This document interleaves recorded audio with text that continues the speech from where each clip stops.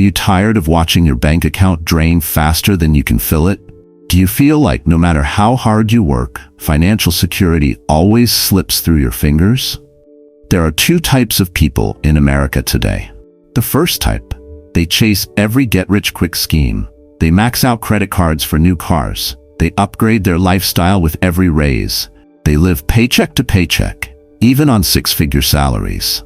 The second type, they understand something ancient, something powerful, something that's been creating unbreakable wealth for over 4,000 years. Here's the shocking truth nobody talks about. While 78% of Americans live paycheck to paycheck, while the average household carries $6,270 in credit card debt, Chinese merchants have been using the same 5 principles for millennia, and they never go broke. Not during recessions, not during market crashes, not during global pandemics. Today, I'm going to reveal these 5 ancient principles that turn ordinary people into wealth magnets. If you're ready to break the cycle of financial stress forever, comment merchant mindset below, and let's dive into wisdom that Wall Street doesn't want you to know. Because what you're about to discover will change everything you thought you knew about money. Let's start with the first principle that saved a farmer's family from complete ruin. Principle 1. The rice bowl philosophy. You work harder than ever. Longer hours, more stress, more responsibility. Yet somehow your savings account stays empty. Every month feels like survival mode, one unexpected expense away from disaster. Ancient Chinese merchants discovered something profound. Wealth isn't about how much you earn, it's about how much you keep. For over 4,000 years, Chinese philosophy taught the rice bowl principle. Never eat tomorrow's rice today. Never spend next month's income this month. While Western culture promotes live for today, Eastern wisdom whispers, secure tomorrow first. This wasn't just philosophy, it was survival. In 1840, a Chinese farmer named Wei faced total crop failure. His neighbors borrowed money for seed. They took loans against future harvests. They believed next year would save them. Wei did something different. For 7 years, he had secretly saved one handful of rice from every meal. While others feasted, he practiced restraint. While others spent, he stored. When famine struck, his neighbors lost their farms. Their children went hungry, their families scattered. But Wei, he had enough stored rice to plant again, to feed his family, to buy his neighbor's land for pennies. The deeper truth Wei discovered was that wealth flows to those who respect scarcity. The rice bowl teaches us, your future self is watching every decision you make today. Every dollar saved is a vote for your freedom. Every dollar wasted is a chain around your dreams. But saving alone isn't enough. There's a second principle that turns saved money into unstoppable wealth. Principle 2, the 3-jar system. You save money in one account.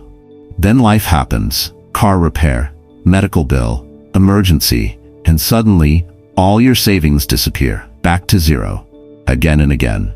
Ancient Chinese merchants never kept all their money in one place. They divided every coin into 3 sacred purposes. Each jar had a different destiny. Each jar served a different master. The 3-jar wisdom came from observing nature. Rivers that flow in many directions never dry up.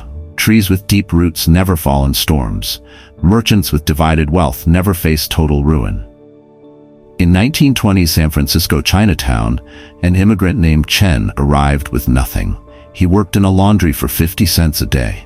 While other immigrants spent their wages on comfort, Chen practiced the 3-jar system his grandfather taught him. Jar 1, daily survival, 60% of his income. Jar 2, future security, 30% never to be touched. Jar 3, growth opportunities, 10% for investment. Other immigrants mocked him. Chen is too cheap to live. What's the point of saving pennies? 20 years later, Chen owned 3 laundromats, a small apartment building, and $50,000 in savings. His mockers? Still working for 50 cents a day. Chen discovered that money needs purpose to multiply. The 3-jar system teaches us, never let your money serve only one master. Survival money keeps you alive. Security money keeps you safe. Growth money makes you wealthy. Yet even the wisest saving strategy fails without the third principle that multiplies wealth while you sleep. Principle 3. The patient tiger strategy. Your friends buy stocks when they're hot. They panic sell when markets crash. They chase trends, they follow crowds, and they wonder why their portfolios always bleed red. Ancient Chinese merchants studied the tiger. The tiger doesn't hunt when hungry.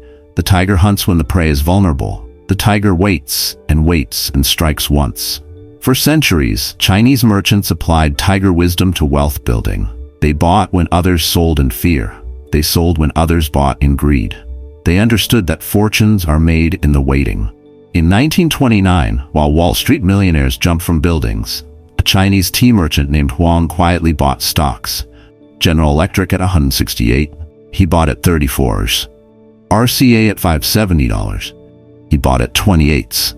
US Steel at $261, he bought at $41.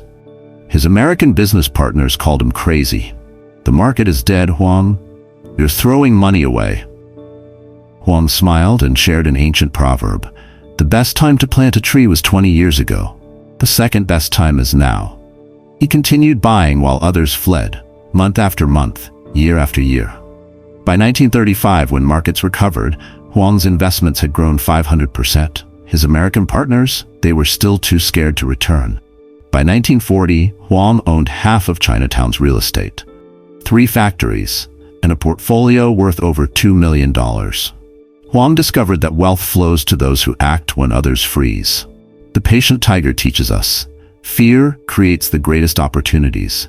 When everyone is selling, start buying. When everyone is buying, start planning your exit. The crowd is always wrong at turning points.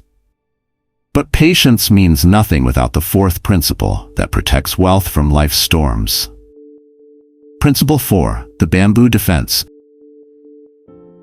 You build wealth slowly, then divorce happens, or lawsuit, or business failure, and lawyers take everything. Creditors circle like vultures. Years of progress wiped out overnight. Ancient Chinese merchants learned from bamboo. Bamboo bends in typhoons but never breaks. Bamboo grows in sections, compartmentalized. Cut one section, the rest survives. Smart merchants built wealth like bamboo. Multiple sections, multiple names, multiple protections. In 1960s Hawaii, a Chinese restaurant owner named Lee faced a nightmare. A customer claimed food poisoning, demanded $500,000, threatened to sue for everything Lee owned. Lee's American lawyer was pessimistic. They can take your restaurant, your house, your savings. But Lee had studied his grandfather's teachings. His restaurant was owned by Corporation A. His real estate by Corporation B. His investments by Trust C, each section separate, each section protected. When the lawsuit came, they could only touch the restaurant corporation. Lee's house? Untouchable. Lee's savings? Invisible. Lee's other investments? Protected. The customer's lawyer eventually settled for $50,000. Lee kept 90% of his wealth intact. Meanwhile, Lee's American competitor faced a similar lawsuit, lost everything, closed permanently. Lee discovered that wealth without protection is just a target. The bamboo defense teaches us, never put all your wealth in one legal basket. LLCs for business, trusts for family wealth, different states for different assets. Make yourself a hard target. Because the greatest wealth-building strategy means nothing without the fifth and final principle. Principle 5, the generation bridge. You work your entire life building wealth. Then you die, and your children destroy it in 5 years. Expensive cars, lavish vacations, poor investments, shirt sleeves to shirt sleeves in 3 generations. This American saying reveals a tragic truth. Ancient Chinese merchants thought differently. They didn't build wealth for themselves. They built wealth for their bloodline. For 7 generations forward, every decision passed through one filter. Will this strengthen or weaken my family's future? In 1850s California gold rush, while prospectors chased quick riches, a Chinese merchant named Wang quietly bought land. Not gold claims, land where the miners would need to live, land where the successful would build cities. Wang's friends mocked him. The gold is in the hills, not the valleys. But Wang wasn't thinking about himself. He was thinking about his great-great-grandchildren. Wang bought 500 acres in what would become downtown Sacramento. Cost $2,000. He taught his sons, never sell the land, only buy more. Develop it but never sell it.